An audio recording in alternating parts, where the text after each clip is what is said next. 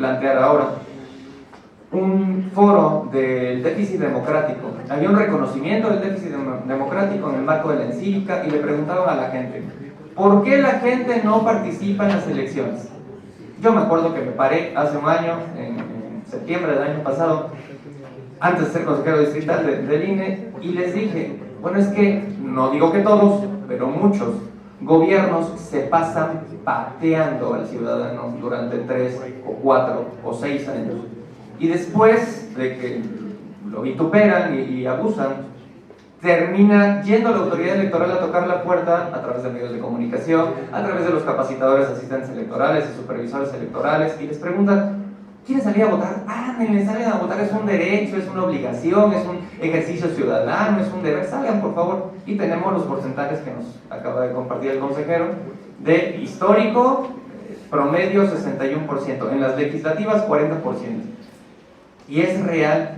Yo leía un encabezado ayer que decía 90% de la consulta ciudadana a favor de los proyectos del próximo gobierno federal. Sí, nada más que había otro encabezado que decía que había participado el 2% de la población. Entonces tenemos al 90% del 2% de la población a favor de los proyectos del próximo, bueno, manifestándose a favor de los proyectos del próximo gobierno electo, y tenemos dos encabezados sumamente diferentes, pero que se pueden vender de manera totalmente distinta, y que numéricamente son significativos en su contexto. O sea, solamente el 2% de la gente participó, pero de ese 2% que sí participó, bueno, estaban muy orientados a elegir a favor de ese conjunto de proyectos.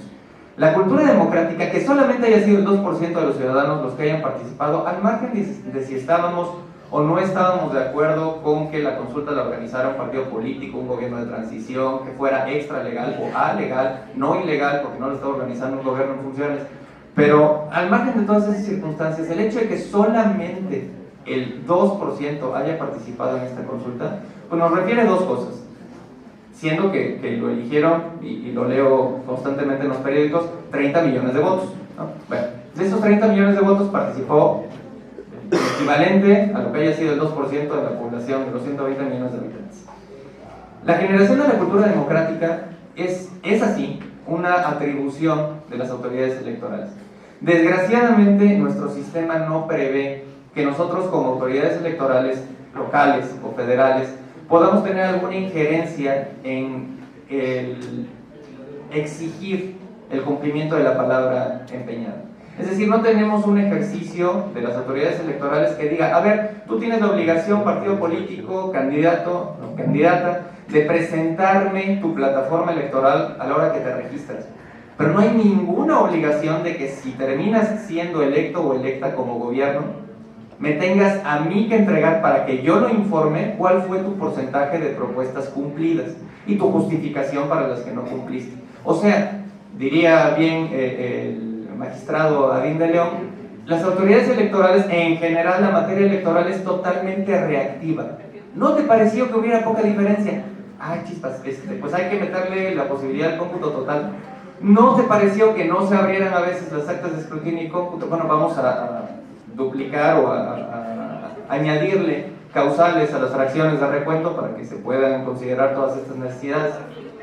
Del voto electrónico, pues yo admiro mucho la valentía de mi compañero, porque es casi un pecado a nivel nacional hablar de darle a la tecnología la importancia que todos nosotros le reconocemos. No hablamos con nuestra mamá por recaditos en el refri, ni nos escribimos cartas escritas. Utilizamos WhatsApp, utilizamos Facebook, utilizamos Twitter, utilizamos celulares. Sin embargo, para algo tan trascendente como esto, como elegir a las autoridades, no le podemos dar, según nuestra perspectiva, según una perspectiva generalizada, es un delito, un pecado, darle a la tecnología ese poder, o dar la posibilidad de que sea a través de la tecnología que le demos forma a la elección de nuestras autoridades electorales. Los resultados efectivamente serían mucho más rápidos. Los resultados serían mucho más baratos también. Estuve escuchando que 27,000 pesos poner una casilla y tenemos 144,000. Muchísimo dinero. No digo que tirado a la basura, no es el sentido, todo lo contrario. Invertido en la paz social, invertido en la legitimación de las autoridades, invertido en la transición de los poderes democráticos. Bien invertido en mi punto de vista. Sin embargo, podría invertirse de una manera más eficiente, bajando el gasto. El problema es, bueno, no nos lo gastamos en eso, ¿y en qué nos lo vamos a gastar? Porque va a haber un déficit, perdón, un superávit presupuestal, y entonces la autoridad electoral va a tener que regresar el dinero, y ese dinero, ¿qué se le va a hacer? Se va a ejercer de manera discrecional por el Poder Ejecutivo del nivel que sea. Sí creo que necesitamos transitar hacia una mayor participación de las autoridades electorales en la rendición de cuentas públicas, y no hablo de dinero, hablo cuando menos de cuestiones políticas, de ¿qué me estás entregando? Yo voté por ti porque me dijiste que ibas a hacer estas 40 cosas. ¿Cuántas de esas 40 me estás entregando? Y de las 20, 21, 19, 7, 5 que no me estás entregando, ¿cuál es tu justificación para no haberme las entregado? No hay ninguna autoridad en el país, hay animal político, un ejercicio privado, hay organizaciones de la sociedad civil que se toman, sobre todo periodísticas, que se toman la atribución, México propone, no lo sé, que se toman esta atribución de revisar cuánto cumplió, pero el impacto mediático que tiene es mínimo, porque no es un informe construido de manera pública, no es un informe construido por obligación legal y emitido por una autoridad en ejercicio de sus atribuciones. Así me parece que las autoridades electorales, ojalá el legislador, y ojalá como ciudadanos le pidamos y le exijamos al legislador que le dote a las autoridades electorales cuando menos de un ejercicio informativo inicialmente, para no transgredir funciones políticas, cuando menos de un ejercicio informativo de ver qué me prometiste, qué me cumpliste y por qué no me cumpliste lo que no me cumpliste. Creo que eso ayudaría muchísimo a generar en el ciudadano cuando menos claridad, en lugar de discursos vagos o de retóricas políticas, un discurso institucional de por qué se cumplió lo que sí se cumplió y por qué no se pudo cumplir lo que no se podía. También en campaña, bueno, ustedes conocerán el chiste, ¿no? Que cuando uno vota, pues ya se amoló, ya termina la campaña, y eso es un problema. Vamos a dotarle de vinculatoriedad a las palabras de las candidatas y de los candidatos, cuando menos para hacer un ejercicio informativo post ejercicio de gobierno de cómo quedaron las cosas y por qué. Me parece que esa cultura democrática también tiene que salir de la autoridad electoral, pero salir de las ciudades capitales. Yo les reitero, vengo de un lugar no muy lejos, está muy cerca, pero no hay autopista directa. Desgraciadamente tenemos que ir de Orizaba a Veracruz y de Veracruz a Jalapa, cuando nos ahorraríamos cuando menos el 60% del trayecto si hubiera una autopista que conectara las dos ciudades. Las cabeceras distritales del estado, no sé, entiendo que esto no es materia del foro desde luego, pero sí lo quiero decir, no sé por qué no están conectadas. Esas barreras físicas son las barreras que tenemos la gente que vivimos en esos lugares para acceder a cosas como las que estamos viviendo hoy. Entiendo que ante la opulencia de opciones para poder escuchar diferentes manifestaciones y compartir diálogo, pues los jalapeños, las jalapeñas están acostumbrados a estos, y se centra sobre un círculo académico, estudiantil, político, toda esta discusión. Sin embargo, allá afuera hay otros 7.800.000 veracruzanos que no nos enteramos de lo que pasa. Y no nos enteramos de lo que pasa pues porque no estamos aquí y no se realizan estos eventos en todo el estado. Y en esto creo que compartimos atribución, tanto los órganos administrativos como los órganos judiciales y desde luego las autoridades políticas del poder estatal y del poder municipal. Esto no existe fuera de la capital. Por eso yo les pediría a ustedes dos cosas. En primer lugar, valórenlo, y en segundo lugar, hagan lo posible, sientan la obligación de replicarlo y de pedir que estos ejercicios se repliquen en todo el estado de Veracruz, no nada más en la ciudad capital. Comentan que hay la necesidad de eficientar, he escuchado en el debate que hay una necesidad de eficientar el ejercicio del gasto. Hay dos cosas que hay que hacer y ninguna de las dos se quieren hacer por el momento. La primera es el voto electrónico y la segunda es el financiamiento privado.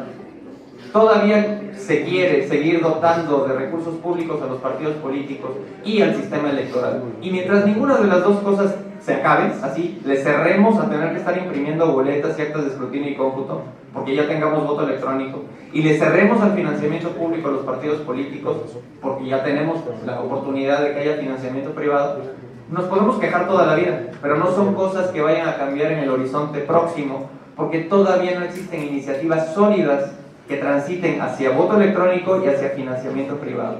Sí tenemos una sobreregulación en materia de resultados electorales, si a alguien le gusta ir moviendo para adelante.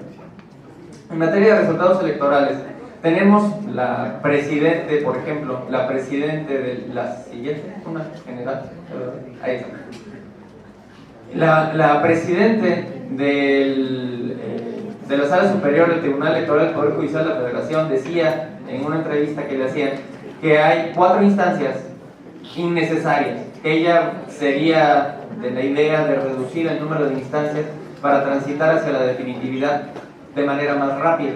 Es también lo que comentaba el consejero Juan Manuel, que podamos llegar más rápido a los resultados definitivos y no 7 largos días, y eso todavía antes de la judicialización del proceso de generación de resultados. Está bien, el único problema es que tenemos que atender que ser eficientes no nada más en el gasto, sino en la cuestión política, en la cuestión de la legitimidad de las autoridades electas. Y en ese sentido no podemos, creo yo, transitar de una manera rápida a una reducción de instancias inmediata o a una extrema reducción de instancias en donde nada más haya una administrativa y una judicial, porque tal vez el golpeteo en la sociedad civil, en los partidos políticos y desde luego en los medios de comunicación sea que hay una transgresión a los principios que norman el derecho electoral y las autoridades electorales. Tenemos nosotros una obligación mayúscula. Yo celebro el poder venir aquí y compartir con ustedes estas reflexiones en un entorno sano, en un entorno libre de intenciones políticas o de señalamientos de medios de comunicación o a través de medios de comunicación, porque entonces me permiten compartirles esto de la manera tan natural y tan cruda, si ustedes quieren, como un servidor lo advierte. Pero afuera, decir esto puede involucrar, tocar muchas susceptibilidades, tocar muchos intereses que después terminen poniéndole uno la guillotina en el cuello. Y bueno, creo que no es la intención de ninguno de nosotros terminar el encargo antes de los 7 años que lo designaron uno, ¿verdad? Entonces, es necesario que nosotros tengamos oportunidad de compartir y debatir esto en entornos sanos y libres. Finalmente, hablan de país de libertades. Yo nada más les dejo esta reflexión. Los ministros de culto no se pueden proponer, no se pueden postular. ¿A qué le tenemos miedo todavía? Las organizaciones privadas no pueden contratar tiempo en radio y televisión derivado de lo que pasó en 2006 y 2012. ¿A qué le tenemos miedo todavía? No decimos que tenemos una libertad de expresión, no decimos que tenemos libertades políticas electorales. Si las tenemos y las presumimos al mundo, hay que ver a quienes no le estamos dando la oportunidad de hablar o de postularse. Creo yo que hemos cambiado muchísimo en estos años que hemos transitado desde la revolución, desde la independencia de 200 años y desde la revolución 100. Y sin embargo es la misma Constitución de 1917 con todas las adendas que se han hecho y con las fobias que todavía se tienen, nuevas fobias, por ejemplo, a la iniciativa privada para que no puedan contratar tiempo en radio y televisión. Esa es una nueva. Le teníamos a los ministros de culto, ¿no? Que no se podían postular, pero la iniciativa privada, esa es una nueva. Cuando en realidad es de la iniciativa privada, y no hablo de empresarios, hablo de ciudadanas y ciudadanos, de quienes tiene que venir una transformación que empuje al gobierno. A veces nos quejábamos, o de manera personal, me quejaba de algunos contenidos que ponían en algunos medios de comunicación de carácter nacional. ¿Qué les empujaba a esos medios de comunicación a cambiarlo? A cambiar esa programación y a cambiar esos contenidos, si seguían vendiendo la publicidad, si seguían teniendo niveles extraordinarios de audiencia. ¿Qué les motivaba a cambiar? Yo les dejo esta reflexión a ustedes. ¿Qué le estamos motivando nosotros al legislador y a los actores políticos para cambiar de nuestro sistema electoral? Si aparentemente estamos tan contentos con el resultado. Que tengan todos muy buen día, muchas gracias. Muchas gracias por la intervención, consejero. Por cuestiones de tiempo solo tenemos espacio de una pregunta. ¿Alguien desea hacerla? Adelante, por favor.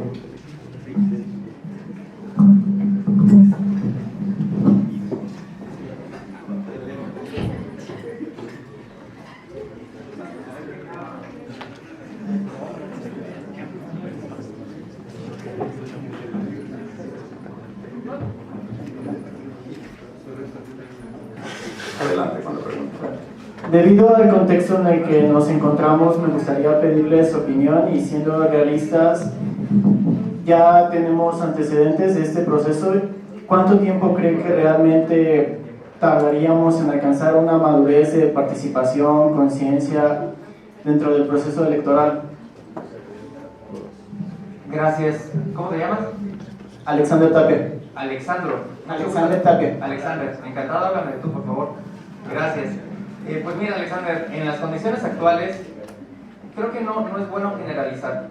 Si estuviéramos en una sociedad en donde todos tuvieran el nivel de interés, ya no digo académico, el nivel de interés de los presentes, de las y los presentes en este recinto, de los estudiantes, pues yo creo que bastante pronto, porque creo que atendemos a criterios racionales. Sin embargo,